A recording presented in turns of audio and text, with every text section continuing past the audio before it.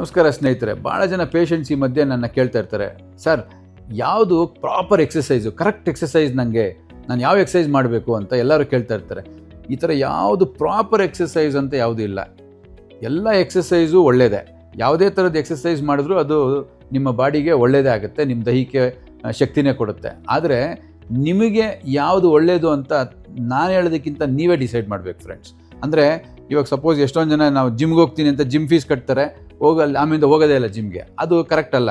ಇಲ್ಲಾಂದರೆ ಕೆಲವರು ಅಲ್ಲಿ ಸ್ವಿಮ್ಮಿಂಗ್ ಮಾಡ್ತೀನಿ ಅಂತಾರೆ, ಒಂದಿನ ಹೋಗ್ತಾರೆ, ಒಂದಿನ ಚಳಿ ಅಂತಾರೆ, ಹೋಗೋದಿಲ್ಲ. ಆ ಥರ ಎಕ್ಸಸೈಸು ಏನಕ್ಕೂ ಪ್ರಯೋಜನ ಆಗೋದಿಲ್ಲ. ನಿಮ್ಮ ಎಕ್ಸಸೈಸ್ನ ನೀವೇ ಚೂಸ್ ಮಾಡಿ.